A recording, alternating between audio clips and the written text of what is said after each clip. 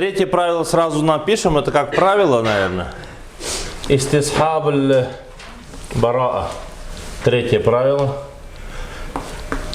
Истисхаб аль-бараа. Истисхаб аль-бараа. Истисхаб аль-бараа.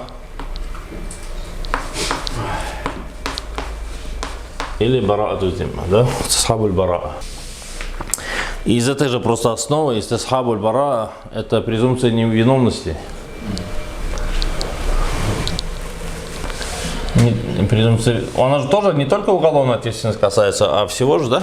Нет, уголовно. Уголовно только? Гражданский наоборот, то что? Гражданский Нет, наоборот. понятие там такое, что презумпция невиновности. Уголовно, как не доказано, все равно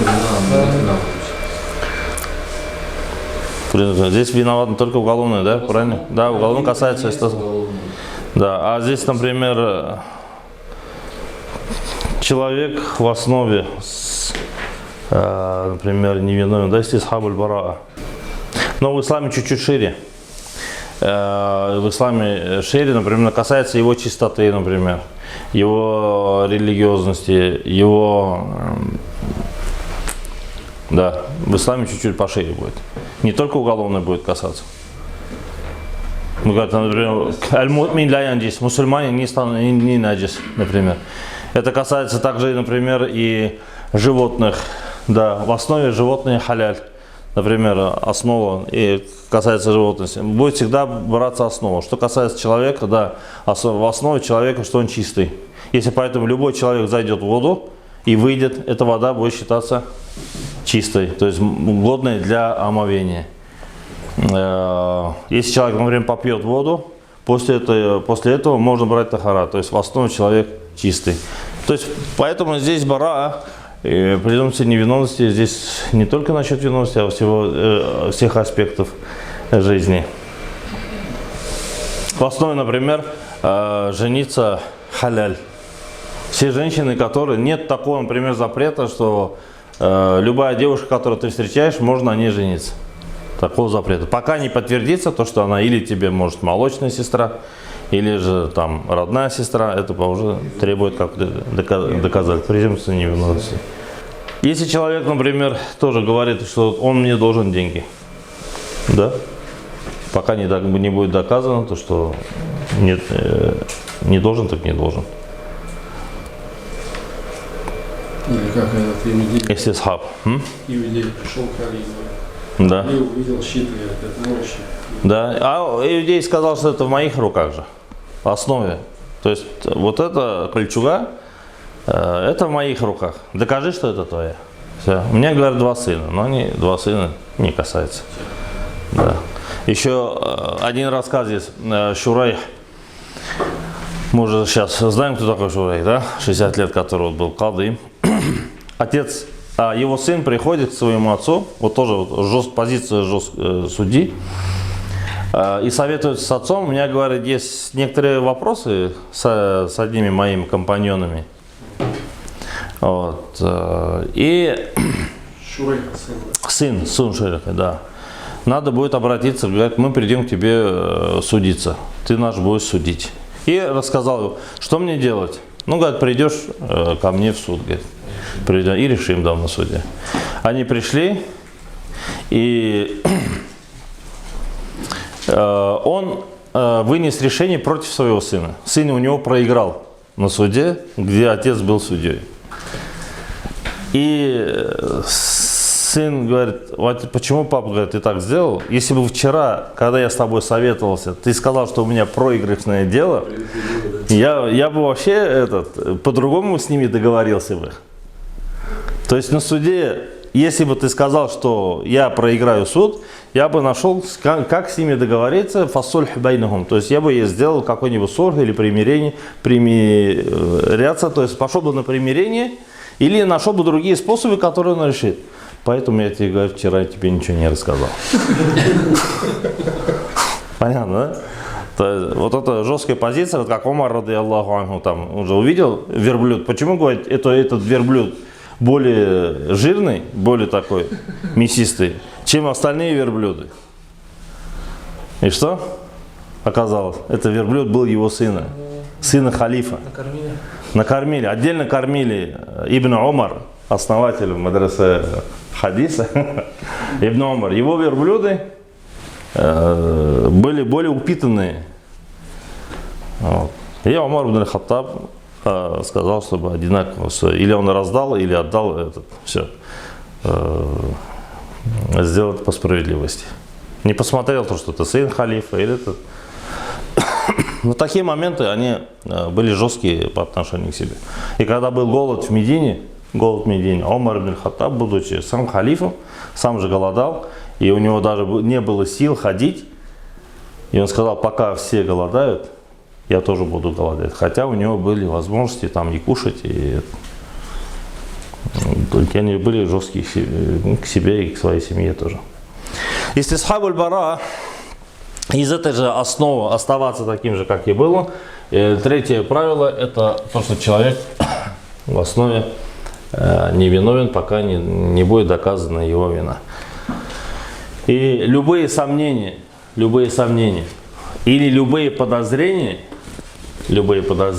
они еще не повод, чтобы снять этот якин, да, это убеждение. Четвертое правило, это нет противоречия. Четвертое правило. Ла тааруда фил якиният. Что, устали? Что-то грустить начали. Ла тааруда фил якиният. Нет противоречия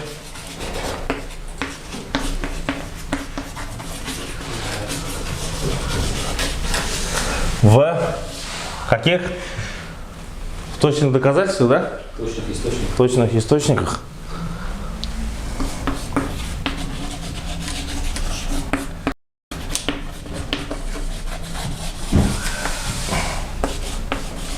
Нет противоречия в точных источниках. Или... И в точности источников. Нет, в точных или... Как Коран и Сунна Мутаватира. Точные источники. То есть это Коран и Сунна, где нет сомнений. Не то, что в точности уже точно нет, там нет. Да, якиният, в точных источниках.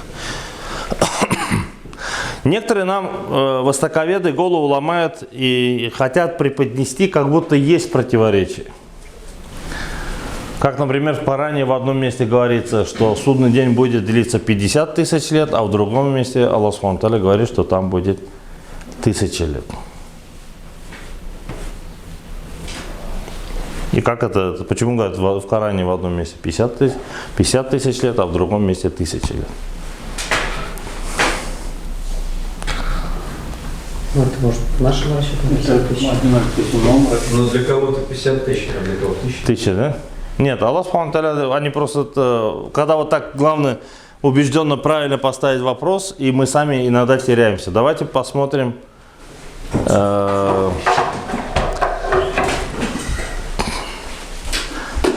Когда вот так говорят,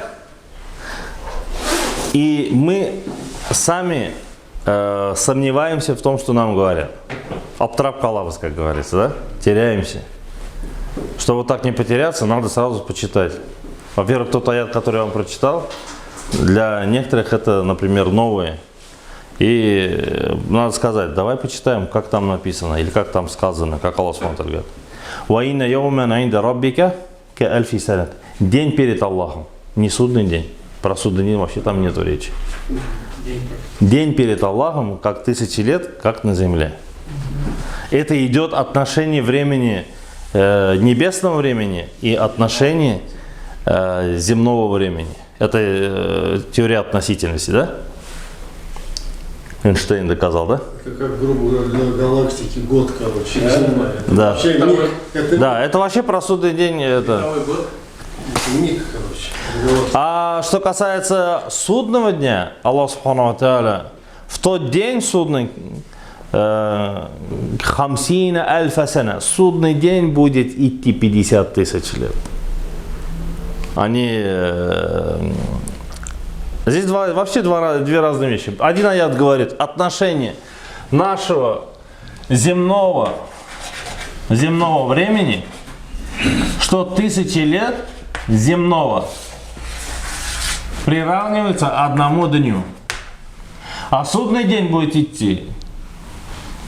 تعرج الملائكة والروح إلى يوم في يوم كان مقداره судный день 50,000 سنة. Там уже 50 тысяч лет.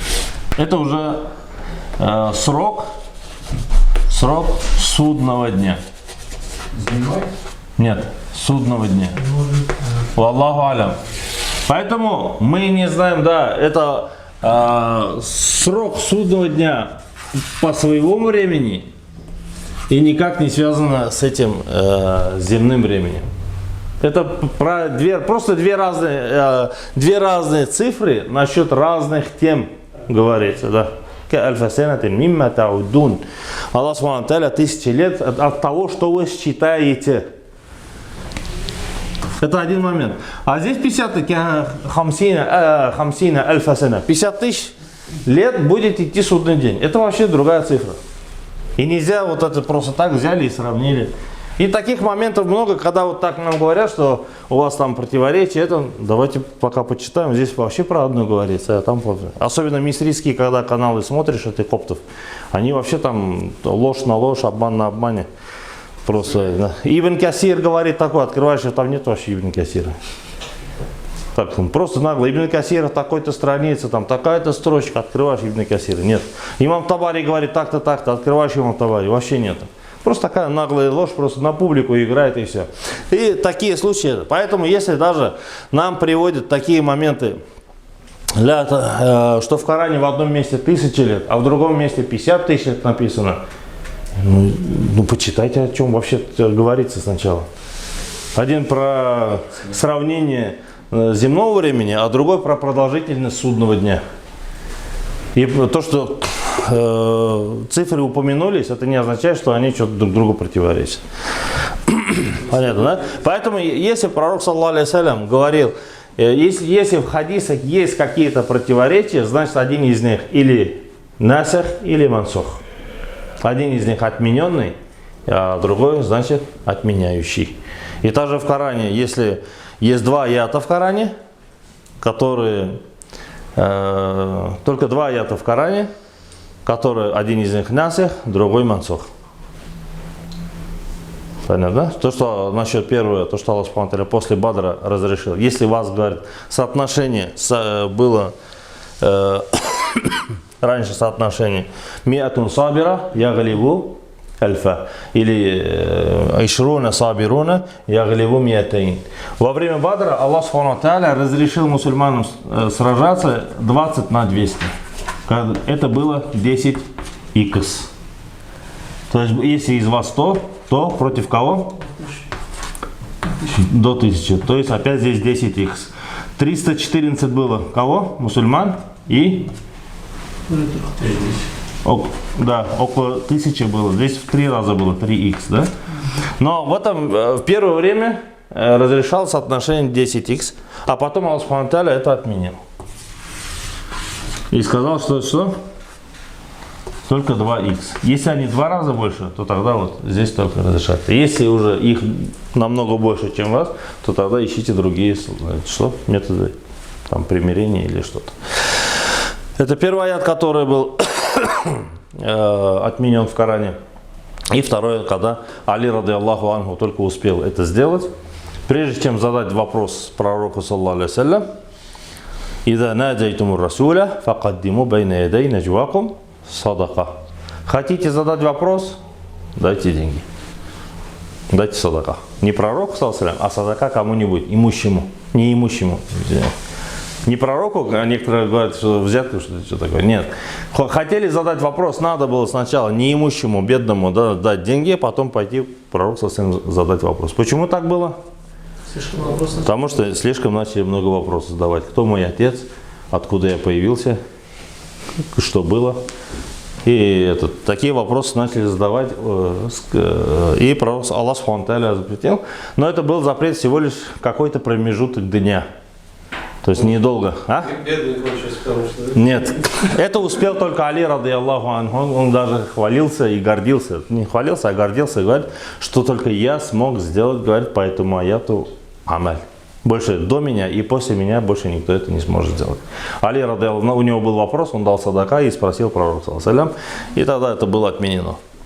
Вот эти, поэтому если уже в Коране только 2 аята, так скажем, внешне противоречат, да, здесь 10х, потом 2х, а там отменено, что уже не надо давать. 2 аята только в Коране, где один аят является отмененным, а другой отменяющим. А в других случаях или в хадисах, если мы встречаем что-то, сам пророк, саллаллаху алейхи ва саллям, сам говорил: «Кунту нахайтукум ан зияратил кубури фазуруха». Я вам запрещал ходить, то есть в Мекке, когда там идолопоклонничество было, ходить на кладбище, а сейчас ходите. Или же пророк, саллаллаху алейхи ва саллям, например, мясо курбана запрещал оставлять на хранение. А он потом сказал: «Фаддахируха». А сейчас оставляйте на хранение. Раньше нельзя было. Потому что нельзя было почему? Потому что был голод и надо было всех накормить. Хранить или там прикарманивать, оставлять себе нельзя было. Надо было спасти людей от голода. Из-за голода пророк в одном хадисе запрещает, а в другом хадисе фаддахируха. Поэтому если какие-то внешние противоречия, что-то есть, они все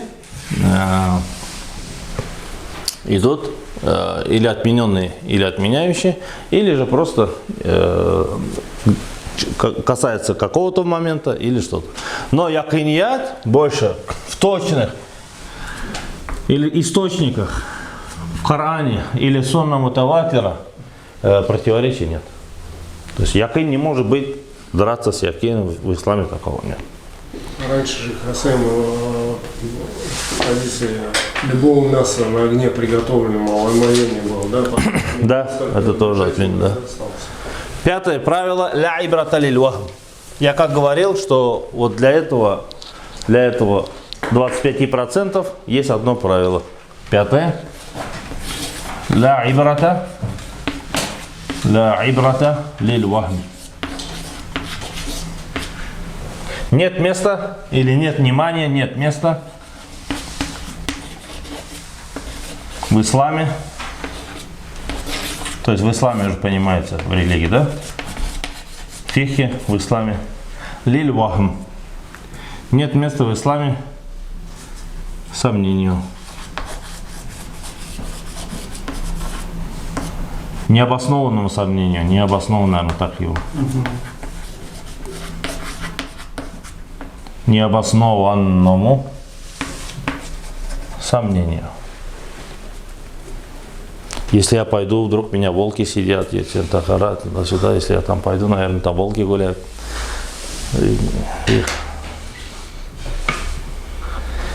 Ey üttü ömürler di hatın kaya biriler.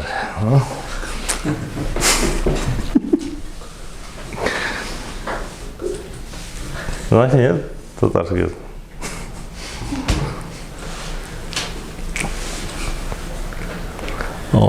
Вот здесь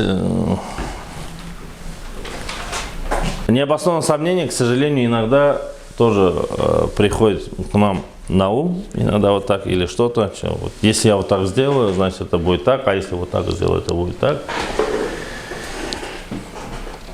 Вообще никак нельзя. Ну, одно из самых частых использую, например, женщина после родов, после того, как родит ребенка, мы знаем, что 40 дней должна очищаться. Да? Нифас.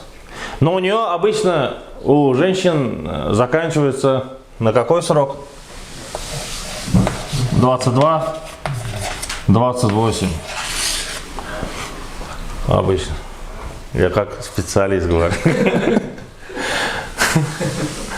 Часто задают вопрос. Обычно заканчивается на 22, на 28 день уже заканчивается. В течение вот таких, как 23, у кого-то там бывает даже пораньше, у кого-то чуть позже, у кого-то 32. Но 40 это очень даже редко.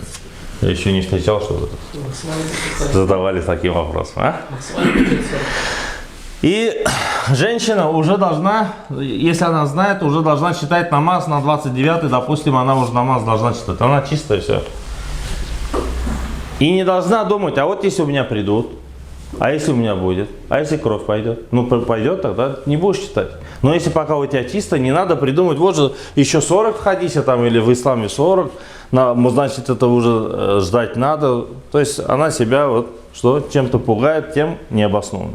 Если они будут, тогда не будешь читать. Но если уже закончились, не придумывай себе врага. Что нам 40 дней не надо тоже делать лучше? Нет, 40 дней не надо. Очистилась? Очистилась? Может, разводили тут что-то? Нет, это максимальный срок. То есть это кровь, которая будет идти до 40, оно будет считаться уважительной причиной не читать намаз и не держать уразу. Это, так скажем, максимальная цифра, которая женщина имеет право не читать намаз. Но если даже у нее кровь не остановится на 41-й, то уже на 41-й день она обязана читать и намаз, и держать уразу, если даже кровь идет. 41 это уже цифра, не является уважительной причиной, чтобы она оставляла намаз. А до 40 пока идет, неважно там 28, 29, 32, 35, пока она намаз не читает, если кровь идет. Она цифра дана только для того, чтобы, то есть пророк саллаллаху установил только для того, чтобы как бы теоретически является уважительной причиной оставления намаза.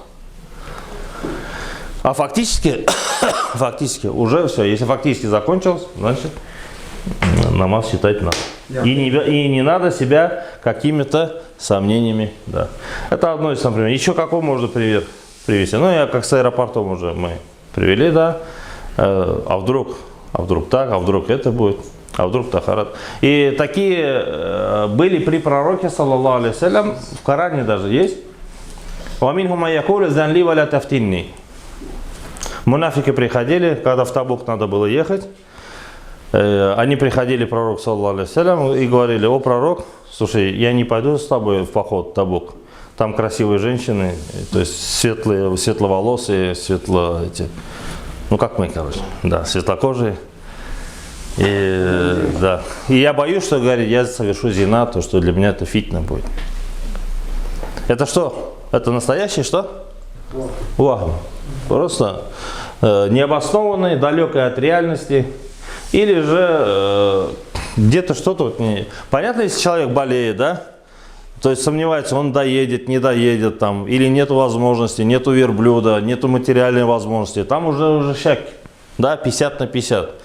Или то, что на самом деле он уже, некоторые сахабы были, которые болели, остались, например, да, в Медине. У них на самом деле даже больше зан, то, что они не смогли бы даже доехать из-за болезни туда. А этот у него вахам, то, что у него там проблемы женщины, которые светловолосые, там это блондинки, которые ждут его там на севере. Это вот это понятие называется вахам. И когда вот такие придумываются какие-то необоснованные причины или какие-то сомнения, то говорится ля ибрата лиль вахм. На это внимание не обращай. Из этой же категории можно ли собаку кормить нехаляльной там костяшками, курицей, там еще что-нибудь.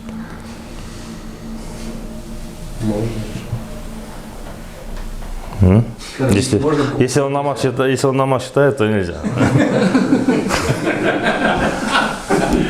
Если у тебя собака, говорит, да? Если у тебя собака мусульманин, то нельзя. Покупать нельзя. Да, понятие, а кормить можно, да. Покупать, как бы ты поддерживаешь вот это производство, еще можно как-то на это ссылаться, на это. А то, что взять и собаки там обсуждать, только халяль еду кушать, не халяль еду, это уже... Не, а если дозор, не свинина, а говядина, но не халяльная, да? Да, но если даже насчет покупать, например, если нету такой, нету сейчас халяльной купить, едешь куда-нибудь, например, да, или приехал, а собаку кормить надо, тогда уже покупаешь что? Такую обычную еду. Не да, и кошкам тоже. Не, вот просто корм есть, его халяль же не бывает. Да, но... Бывает с рыбой, конечно. Да? Бывает лосось. Нет, там лосось, там 10%. Эту тему уже зашли уже. Просто есть специализированные корма, которые вот для больных уже, там вообще не готовы в халяле речь. Ну да, там уже нет. Там уже, Кровь, кроме того, кровь. там о вкусах речь не идет, там идет только конкретно вот это или другого ничего. Да. Нет, мне пока стыдно про такие вещи говорить, когда все вокруг Палестины это, и мы там про корм. Скажешь харам, тоже не прав. Скажешь халяль, столько людей голодает, это да, тоже. Да.